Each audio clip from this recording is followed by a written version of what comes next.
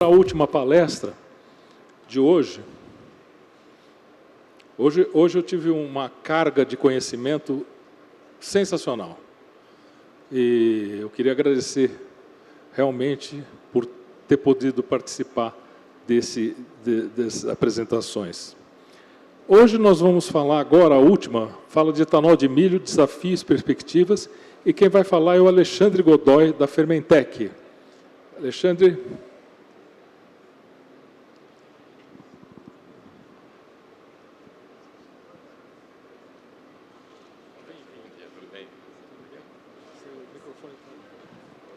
Fica à vontade.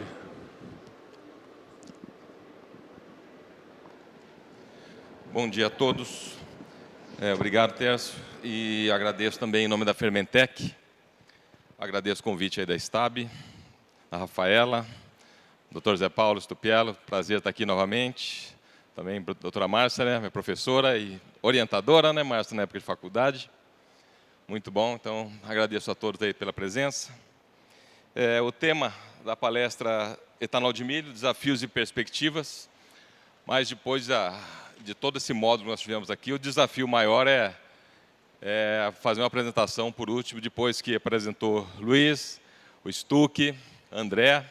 Então, palestras maravilhosas, mas que, por outro lado, também tem muito a complementar o que a gente quer falar, né? Vocês podem perguntar o que está fazendo uma cana aqui dentro de uma palestra de perspectiva e desafio de etanol de milho, mas vocês vão ver no final que tem uma complementariedade, uma integração perfeita aqui entre cana e milho, muito na linha do que o André nos mostrou também, no que a Cocal já vem fazendo. E preparei uma palestra mais voltada, aí, como a FenaSucro o público é muito mais voltado ao setor sucro-alcooleiro, sucro energético, preparei uma palestra mais voltada nesse sentido.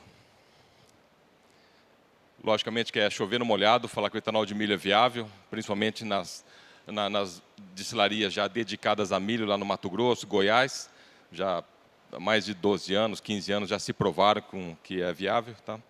Então, mas a visão nossa aqui é mostrar mais a integração junto ao setor.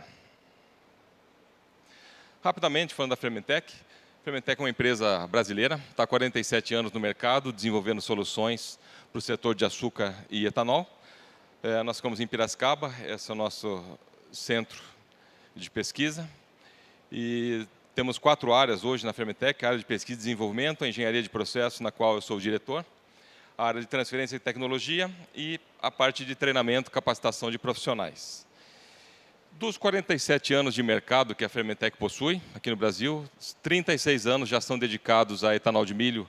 Começamos nos Estados Unidos na década de 80, depois Canadá e mais recentemente no Brasil. E toda a experiência aqui que o Brasil nos deu em termos de fermentação, desde a época do Proálcool e também as pesquisas, então isso aí nos possibilitou, juntamente com o conhecimento da fermentação do milho, criar uma tecnologia 100% nacional, tá? Que é a tecnologia Stage K, nós vamos falar rapidamente mais ao final da apresentação.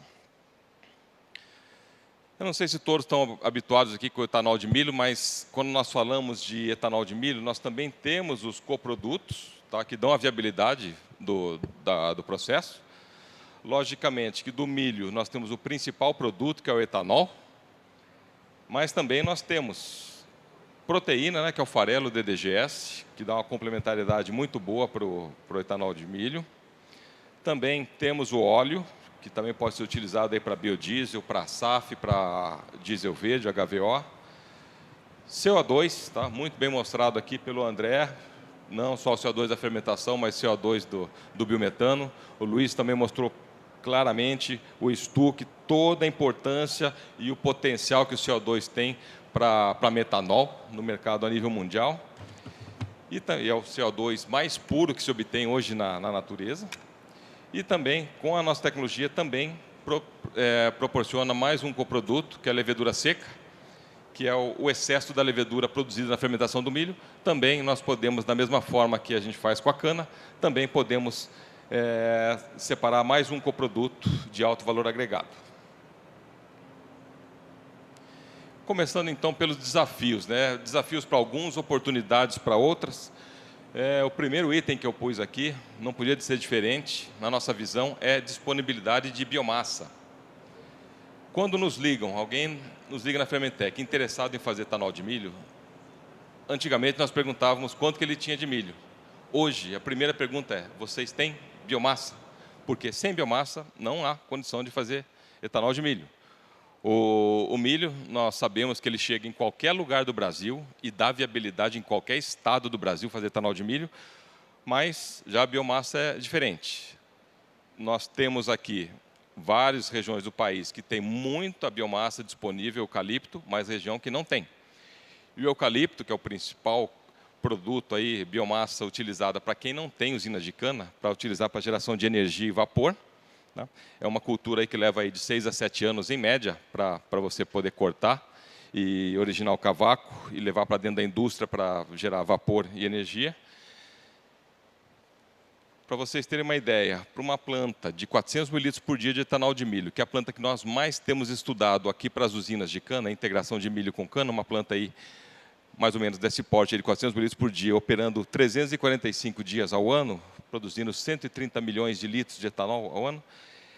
Essa planta, se ela for uma dedicada a milho, uma greenfield, ela vai consumir 170 mil toneladas de cavaco ano. Se essa planta tiver integrada com uma usina, ela vai consumir 215 mil toneladas de bagaço ano, tá? Para fazer etanol o ano todo. Então, 90% dos estudos nós temos feito para as usinas aqui de São Paulo e Minas Gerais, principalmente, todas elas têm condições, têm sobra de bagaço para operar 345 dias ao ano, tá, com a planta de 400 mil litros. Tá? Porque as usinas hoje se tornaram extremamente eficientes energeticamente, que hoje nós temos aí essa sobra de bagaço, que hoje ela vale ouro quando se fala de etanol de milho. Nós temos vários clientes já de cana, que com o preço atual da energia, já nos ligam e falou, Alexandre, não tenho mais, está me preocupando, um monte de bagaço não para de crescer, está me tornando um transtorno ambiental, principalmente, e eu preciso dar um destino para esse bagaço. Antes eu vendia bagaço a 100, 120 reais a tonelada, hoje a 40 reais a tonelada, eu estou quase que implorando para virem comprar bagaço aqui da minha usina. Tá? Então, o que eu faço? Faz etanol de milho, gente, não está, é extremamente viável, depois você mostra a viabilidade aí, o pessoal vem aprendendo que São Paulo, Minas Gerais, Paraná também tem uma forte vocação para o etanol de milho. Então, eu quero desafios para alguns que não têm a biomassa, não têm eucalipto, é uma enorme oportunidade para quem tem a biomassa sobrando na usina. O segundo item, mostrou já claramente aqui o André, é integrar cana, milho e biogás. Muitos pensam, não, ou eu vou colocar biogás ou eu vou colocar milho. Cabem os dois. Por quê? Quando não temos excesso de bagaço suficiente para rodar o ano todo, nós podemos pegar, na época da safra, a vinhaça da cana, levar para um biodigestor, produz o metano, biometano, queima na termoelétrica durante a safra, ou parte desse biometano, ou total biometano e mais um complemento com bagaço, e deixa sobrando bagaço para operar milho também na entre-safra. Então, é um casamento perfeito aí, que ambos cabem com certeza dentro do processo. E depois, esse vapor, essa energia, alimentam a planta de etanol de milho o ano todo. Então, é uma senhora oportunidade. Outra coisa que o pessoal nos pergunta bastante, mas e o preço do milho? O preço do milho deixou de ser uma dificuldade. Por quê? Nós aprendemos aí, desses 6 anos, nós estamos rodando aí, desde o Mato Grosso, Goiás, Paraná, Tocantins, que aonde o milho é barato, nas proximidades onde tem o milho, o DDGS também é barato. Tá? Já aonde o milho é caro, aqui em São Paulo, por exemplo, que é o milho mais caro do Brasil, Paraná também, aonde o milho é caro, o DDGS também é caro. Então ele faz um hedge natural, milho caro, DDGS caro, milho barato, DDGS barato. Então, e esses preços do DDGS também acompanham do farelo de soja e também do próprio milho.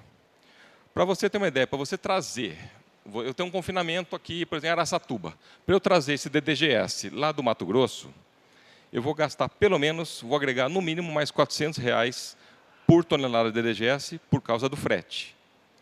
Por que não produzir esse etanol de milho aqui em São Paulo, por exemplo, gerando DDGS e acrescentando esses R$ 400 por tonelada, vendendo aqui no estado e mesmo para o sul do país? Então, é um enorme potencial. E, em último caso, caso o milho dispare a ponto de tornar inviável a produção de etanol, você pega e vende esse milho. Você tem uma poupança dentro do seu silo. Tá? Então, também tem essa possibilidade. Outra pergunta, mas será que vai ter milho suficiente para fazer tanto etanol? Sim, esse aqui é um trabalho muito bem feito pelo IMEA, Instituto Mato Grossense de Economia Agrícola de Cuiabá, juntamente com a UNEM e com o MAPA, mostrando que até 2030 o Brasil vai estar produzindo, estima-se que 144 milhões de toneladas de milho. Hoje, essa safra aqui fechou com 114 milhões de toneladas de milho. Desses 114 milhões, foram produzidos 6 bilhões de litros de etanol de milho, o que equivale a 14 milhões de toneladas para gerar esses 6 bilhões de litros. Em 2030, estima-se que nós vamos chegar ao redor de 11 bilhões de litros de etanol de milho, desviando aí 23 milhões de toneladas, sendo que a produção brasileira vai estar estimada para aquele período de 144 milhões de toneladas. Então, há milho sim suficiente e tem condições de ter muito mais milho, conforme nós vamos mostrar na sequência. Então, milho não é problema. Tá? Outro fator, aí já é um fator mais político, mas não é etanol de milho, etanol de cana, serve para os dois, logicamente. O preço realmente é um desafio. Todos sabem que o preço da gasolina, concorrente direto do etanol, está defasado em relação ao preço internacional do petróleo, mas aí já é política, não vou entrar no tema, não entendo, não gosto. Então, consequentemente, esse preço, lógico, afeta diretamente os preços do etanol por causa da paridade de etanol com o preço da gasolina. Como o Brasil hoje está produzindo 30 bilhões de litros de etanol, um centavo de real que aumente no litro de etanol, gente, é muita diferença que faz. Tá? Então, realmente, o preço do etanol é um ponto aí que faz muita diferença dentro do estudo de viabilidade, muito mais do que o preço do milho. Hoje, semana passada, pelo CPEA, estava R$ 2,63 o litro do etanol hidratado. E eu só deixei isso aqui, não sei se vocês já chegaram a pensar isso aqui. Tá? É mais uma provocação, mais para pensar. Vocês já chegaram a pensar que 1 litro de etanol é mais barato que 1 litro de água, gente? 1 litro de água mineral? Como é que pode, né? Toda a cadeia que envolve, não só etanol de cana, como etanol de milho, para fazer 1 litro de etanol, como é que pode ser vendido a 2,63 contra 3,89? Isso aqui no supermercado, tá? Não é no restaurante, não é no hotel e nada, é no supermercado. Só para a gente pensar aí a gente fala em paridade com a gasolina, isso é disparidade em termos de realidade, né?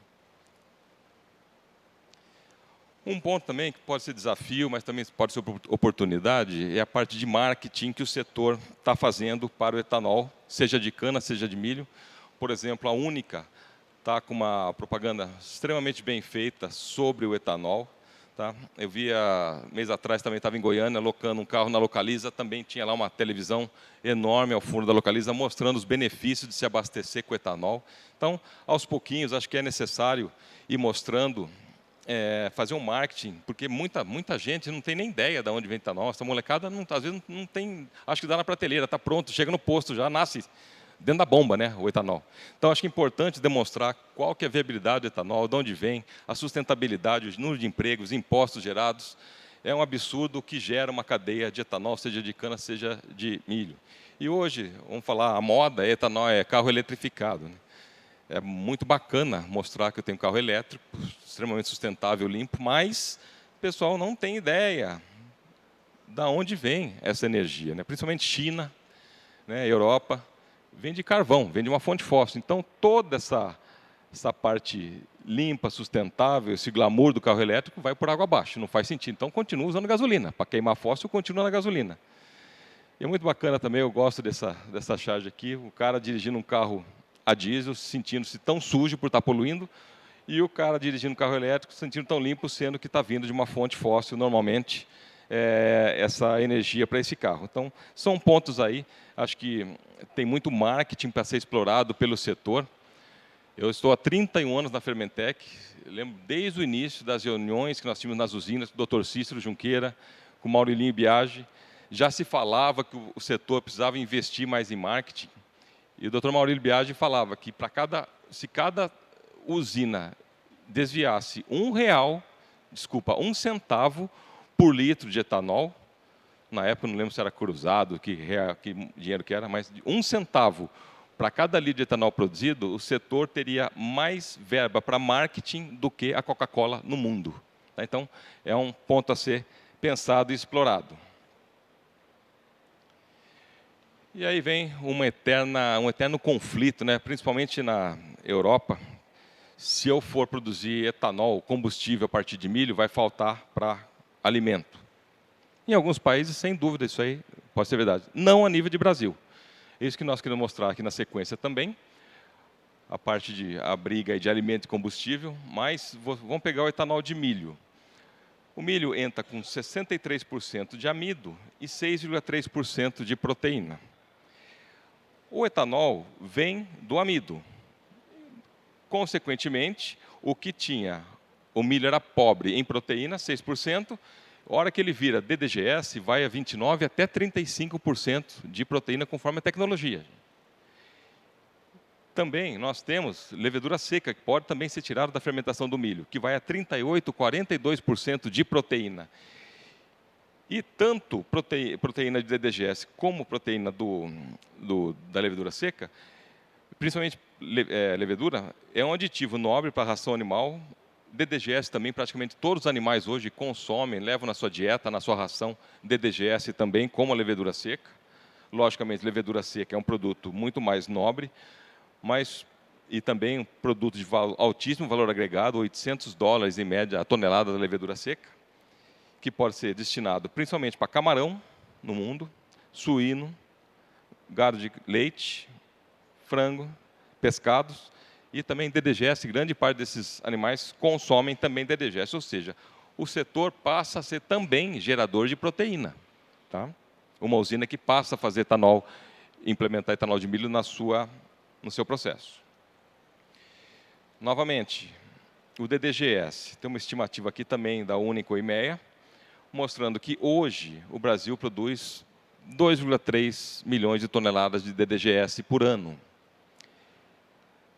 E esse DDGS, lá em 2030, 31, está estimado a 6,5 milhões de toneladas de DDGS. Tá? Então, isso aí permite aí um adensamento da cadeia produtiva, integrando biocombustível, mais alimento, mais energia, e o DDGS intensifica a pecuária e abre espaço para a produção de milho e soja. Hoje a tendência é o gado do pasto vir para o confinamento. Tá? E essa quantidade aqui, se nós pegarmos, extrapolarmos em 2030, 6,5 milhões de toneladas de milho, extrapolarmos para os bovinos abatidos confinados em 2023 no Brasil, o Brasil, ano passado, abateu 7 milhões de cabeças via confinamento. Para essa quantidade de DDGS, 2,17 milhões de cabeças de gado consumirão isso aqui. Ou seja, se nós temos 7 milhões de cabeças, vai ter muito DDGS ainda para poder vender, exportar e para outros animais também. Então, ou seja, tem mercado muito grande, já está exportando DDGS também. E lembrando que nós temos no Brasil mais boi do que gente, né? Temos 234 milhões de cabeças de boi pelo Brasil. Então, eu só estou falando aqui em gado confinado, mostrando o potencial de DDGS que nós temos com o setor de etanol de milho. Ainda na área de alimento e combustível, a evolução que o Brasil teve desde a década de 70 na produção de grãos. Na década de 70, o Brasil produzia 45 milhões de toneladas de grãos ano. Hoje, 2020, produziu próximo de 250 milhões de toneladas. 2024, nós vamos bater 320 milhões de toneladas de grãos, gente, somando aí todos eles. Daí, produtividade. Na década de 70, saiu de 1 tonelada de grãos por hectare e fomos para 4 toneladas de grãos por hectare. Para falar, pô, mas é muita área para isso aí. Não, a área simplesmente dobrou. Nós saímos, em termos de área, nós saímos na década de 70 de 36 milhões de hectares para 76 milhões de hectares. Ou seja, o ganho de produtividade no Brasil, graças a variedades híbridas, irrigação, tecnologias no campo. Tá? Então, foi fantástico e proporcionou todo esse ganho aqui. Ou seja, no Brasil, não temos como falar que etanol de milho compete com biocombustível. Pelo contrário, ele agrega valor para a cadeia. Também, ainda nesse tema, o Brasil tem 851 milhões de hectares de território. Desse território, nós temos aí 340 milhões de hectares de áreas agricultáveis, 76 de área ocupada com agricultura, principalmente soja, milho e cana. E 164 milhões de hectares com pastagens, sendo que 40 milhões dessa pastagem são pastagens degradadas. Tá? Logicamente, se você somar aqui, não vai dar os 851 milhões, porque coloquei só o que não interessava para o tema, mas outras áreas têm conservação integral, terras indígenas de 117 milhões de toneladas de terra, de hectare, e pastagem nativa, pastagem plantada, somando dá os 851. O governo Fávaro, o ministro Fávaro da Agricultura, já está com plano de destinar 40 milhões de hectares de pastagens degradadas para a lavoura. Isso aí intensificaria a pecuária, tá? Abriria mais espaço para o confinamento e liberaria mais área para milho e para soja. Vocês vejam aqui, se nós temos, por exemplo, hoje, produzindo 114 milhões de toneladas de milho, nós utilizamos 20 milhões de hectares. Vão abrir mais 40 milhões de área de pastagem degradada, que pode vir milho, pode vir soja e outras culturas. Ou seja, área nós temos à vontade e, ao contrário do que o europeu diz, sem derrubar uma árvore. Isso que o Brasil tem que mostrar para fora. Nós somos eficientes, sim, na agricultura, sem precisar desmatar. Novamente, tem que vir o marketing, né, do setor. Em termos de demanda para etanol e biocombustíveis avançados, né, a descarbonização da economia mundial, nós temos enormes oportunidades para a cadeia do etanol, seja de cana, seja de milho. Então, do etanol, nós podemos partir para o híbrido flex, que está vindo muito forte.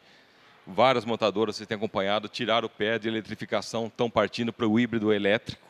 Tá? E híbrido flex, não híbrido a gasolina. Hoje, pouquíssimos híbridos são flex, mas várias montadoras, Stellantis, Volkswagen, Renault, uma série delas já avisaram que vão partir para o modelo híbrido flex elétrico. Célula de combustível, o Stuck mostrou muito bem hoje, no último slide dele, o trabalho fantástico que vem feito aí, Raiz, Hytron, Toyota, com Mirai, carro a célula de combustível. Na minha visão, na Anfávia, logicamente, a visão esse realmente é o futuro a nível de Brasil, América do Sul, é esse carro a célula de combustível, é fantástico, já está sendo usado para os ônibus, como o Stuck mostrou em São Paulo, e já tem 2 Mirai rodando também para isso aí, tá? Vai correndo a reforma do etanol no interior do veículo. Também potencial gigante para a SAF e etanol to jet. A Honeywell já está utilizando nos Estados Unidos aí aviões a etanol to jet. A John Deere já está com tratores e máquinas agrícolas aí também já com motores a etanol. Navegação, a Wärtsilä, juntamente também, a Wärtsilä é uma das maiores fabricantes de motores para navegação, já tem o motor para e-metanol e também está testando etanol para navegação.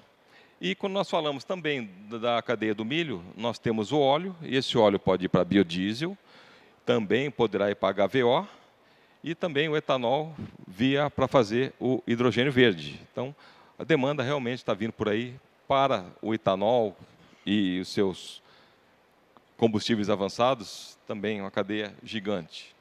E tem um trabalho aí, recentemente, semana passada, o Dr. Plínio Nastari participou da reunião anual da Fermentec, também aqui em Ribeirão, e mostrou e trouxe esse quadro aqui extremamente importante, mostrando aí que, em termos de perspectiva de avanço de etanol no mundo, aí seja etanol, milho, cana, 2G, então, o potencial do mercado equivalente para 2050, tá, se nós considerarmos o que o mundo produz hoje, 2023, 2024, é um potencial acima de 9 vezes a produção mundial de etanol. Ou seja, o etanol 1G de cana e milho, hoje o que o mundo produz 115 bilhões de litros, o Brasil produzindo 30 bilhões de litros desses 115.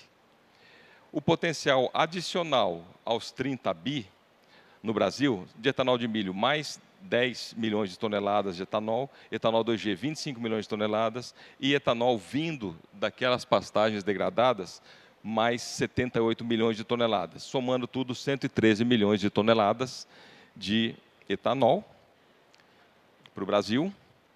E o potencial, então só no Brasil, 110 milhões de toneladas de etanol, o que equivale aí em termos de litros, 140 bilhões de litros. Hoje nós produzimos 30 bi, potencial para 2050, 140 bilhões de litros. Então equivale a mais ou menos 15 a 20 milhões de hectares.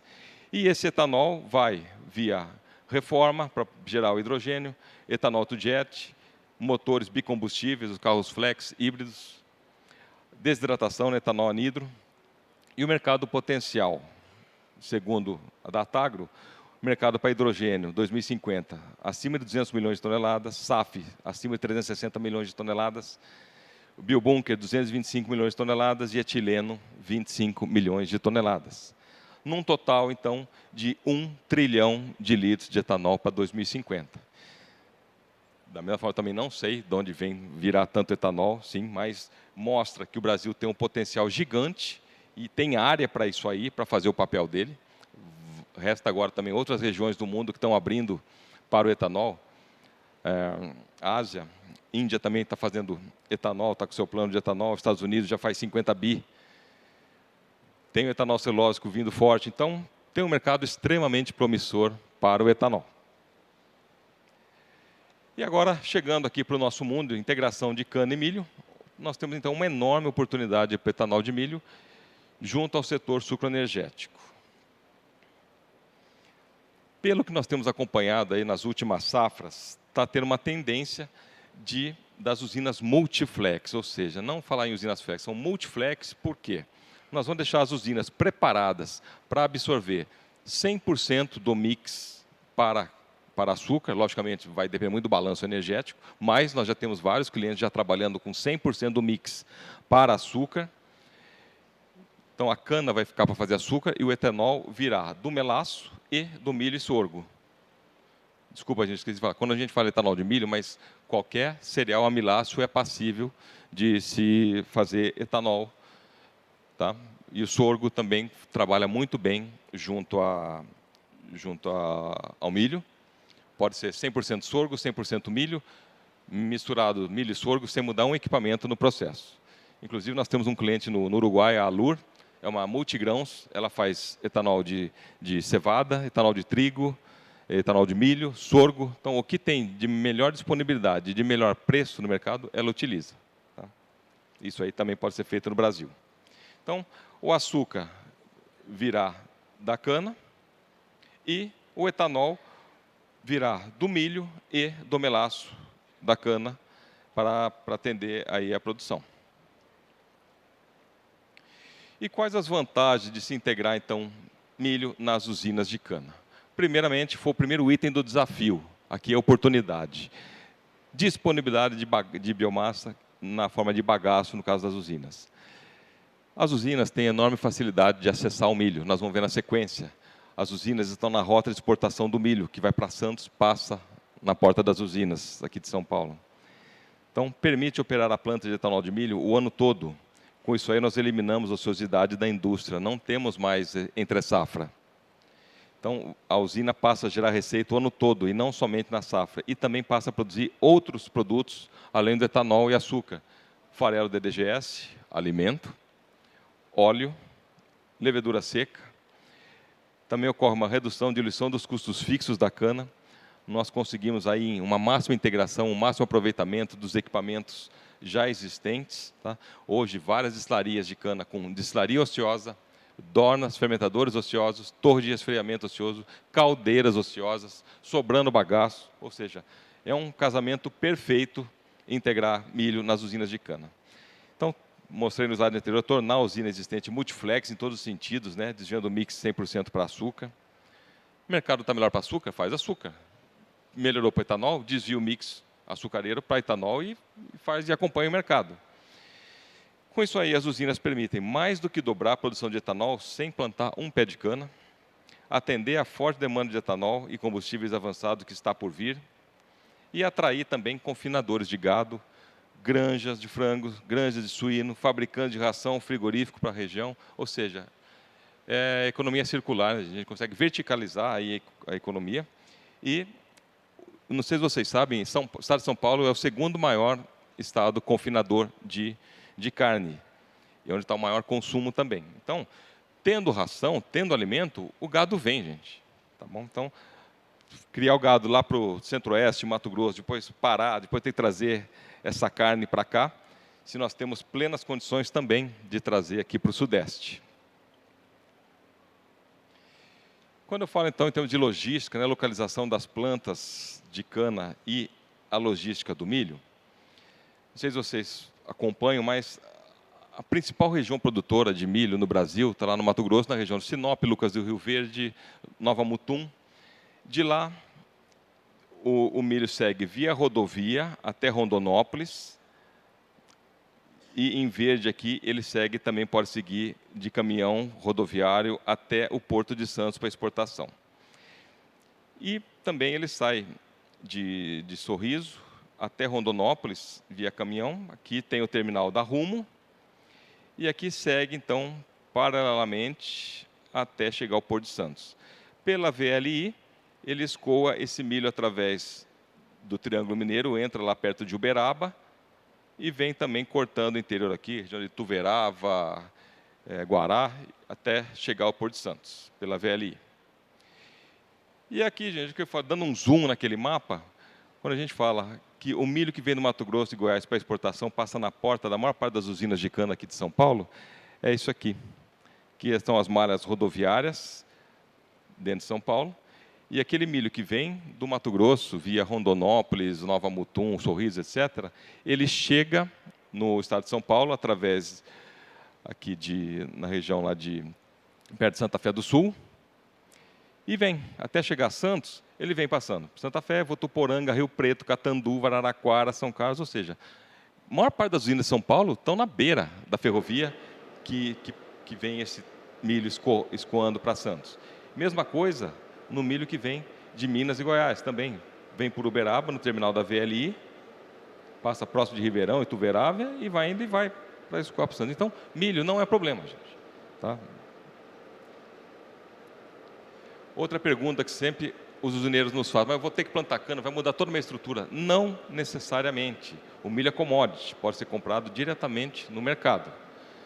Por outro lado, hoje, a maior parte das usinas planta na reforma de canavial, já planta soja e amendoim, principalmente aqui na região de Jabuticabal, muito amendoim na reforma de canavial. Algumas, inclusive, já estão plantando milho. Aí vem aquela briga, gramínea com gramínea, não sei até que ponto não vai dar conflito, né? Broca, principalmente, e outras pragas. Bom, aí são outros 500. E no caso da soja e amendoim, a usina pode fazer um barter, né? Uma operação de barter, trocando soja e amendoim, trocando por milho. Também é plenamente possível fazer isso aí, e algumas usinas inclusive já fazem isso aí com fertilizantes. Então, não tem que plantar milho necessariamente. Dá para fazer um barter, ou o milho vem pela logística aí, passando no quintal das usinas. E em termos de tecnologia, melhorando a produtividade das usinas de cana, com as Flex Full, operando o ano todo, com a tecnologia Starscane. Principalmente onde o milho é mais caro, gente, é fundamental buscarmos uma maior eficiência na conversão do etanol de milho em litros de etanol por tonelada de milho. Então, igual eu falei no início da apresentação, a Fermentec, com a experiência dela em processo de fermentação de cana e de milho, possibilitou desenvolver uma nova tecnologia para qualquer cereal amiláceo.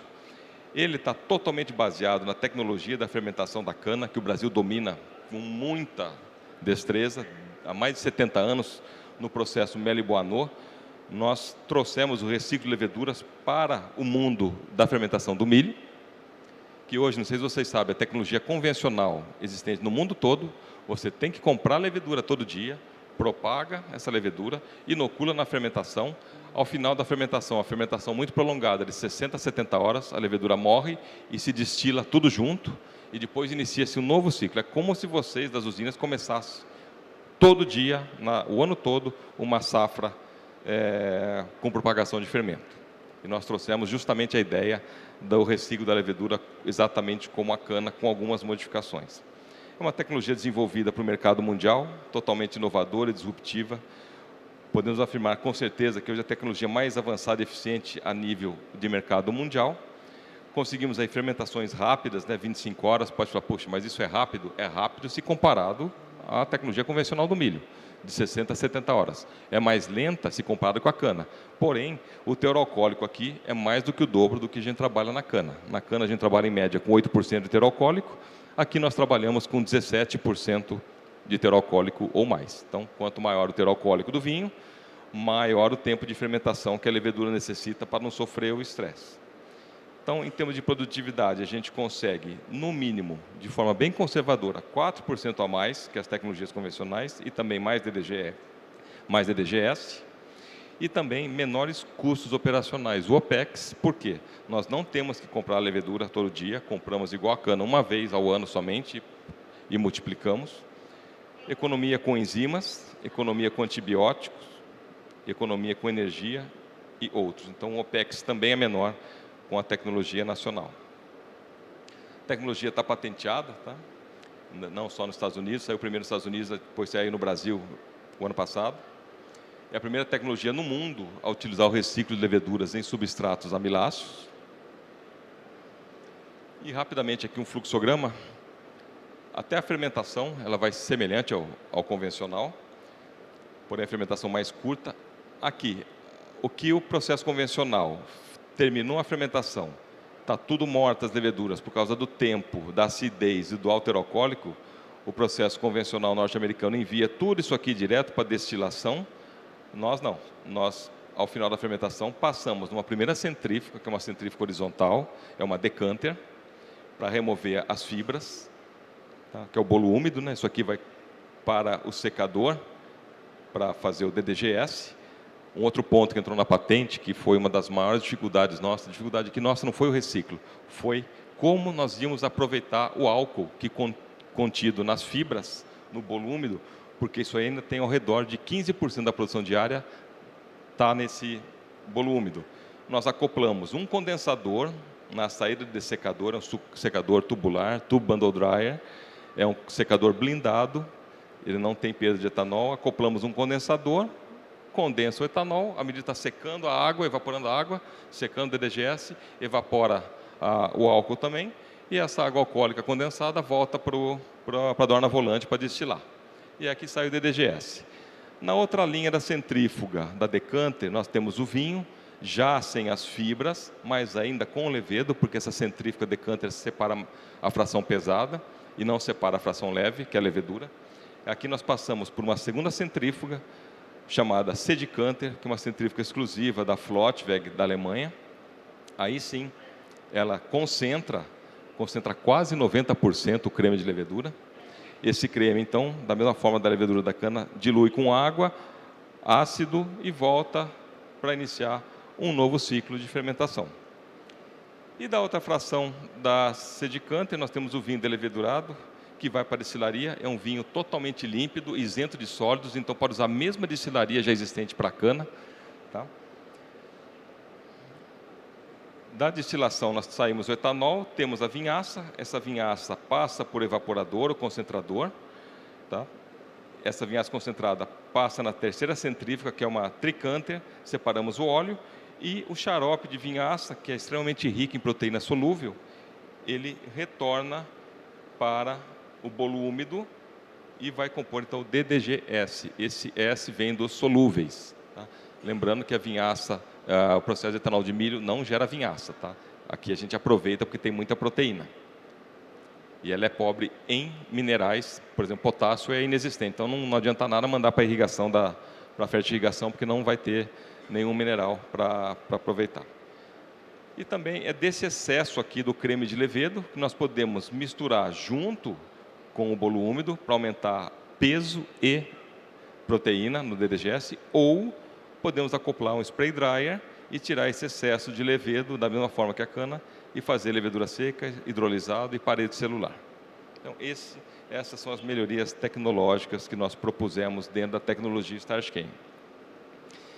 Nós conseguimos, então, com 1 tonelada de milho nessa tecnologia, em termos de hidratado, 440 a 455 litros por tonelada, DDGS 275 quilos por tonelada, quando é uma planta dedicada a milho, stand-alone, ou até 350 quilos quando ela está junto com a usina de cana, porque aí também nós sangramos o excesso da levedura da cana para compor o DDGS também, aumentar peso e aumentar a proteína. E o óleo de 18 a 20 quilos por tonelada de milho. E rapidamente, finalizando a apresentação, só se o Estado de São Paulo instalar 20 plantas de etanol de milho, com capacidade, cada uma de 400 mil litros por dia, parece uma enormidade, né, a produção de etanol. Mas, operando 345 dias, cada uma fazendo 138 milhões de etanol por ano, essas 20 destilarias de milho agregadas à cana vão fazer 2,76 bilhões de litros a mais de etanol. Isso aqui equivale a 17% da produção atual de São Paulo, que é de 16,5 bilhões de litros ano, equivale a 395 mil hectares de cana, sendo que São Paulo tem 6 milhões de hectares dedicados à cana, e equivale a 6,13 milhões de toneladas de milho por ano, sendo que o Brasil produz aí 114 a 128, 128 foi o ano passado, esse ano 114 milhões de toneladas. E lembrando que grande parte das usinas aqui de São Paulo já não consegue mais área para expandir canavial, né? Então, o milho vem suprir essa demanda. Então, abre-se então uma enorme oportunidade para as usinas de cana triplicarem a produção de etanol sem plantar um pé de cana e de forma rápida, tá? Uma destilaria de milho, em média de 15 a 18 meses, ela está operando, contra 5 anos de uma usina nova de cana, né? Então, uma usina de cana que, por exemplo, produz 350 mil litros por dia de etanol de cana em 210 dias de safra, com 88% de tempo de aproveitamento, ela produz 65 milhões de litros de etanol ano. Se ela integrar essa planta de milho de 400 mil litros, operando 345 dias, ela vai acrescentar mais 138 milhões aos 165 que ela já faz. Adotando a tecnologia Starscane, 4% a mais de produtividade. Isso aí representa mais 5,5 milhões de litros de etanol a mais por ano, só com a vantagem tecnológica. E se convertermos aquele preço de etanol de R$ 2,6 o litro, equivale a 14 milhões na veia de lucro líquido. Por ser uma tecnologia 100% nacional, disruptiva e de inovação tecnológica, hoje a FINEP cadastrou a tecnologia, está com uma linha especial de financiamento para os primeiros 6 projetos, sendo 3 greenfields e 3 integradas à cana, com taxa de juros no máximo de 4,7% ao ano, 36 meses de carência, sendo que a planta com 18 meses já está produzindo. Então você ainda nem começou a pagar a planta, já está gerando receita. 12 anos para pagamento, financiamento de 85% até 100% do CAPEX total. Então, nós temos hoje condição de entregar a solução completa para essas plantas, tá? E a engenharia e a tecnologia da Fermentec e a estruturação financeira através do consórcio que foi montado para fazer a estruturação desses projetos junto à FINEP, com a Swell Capital.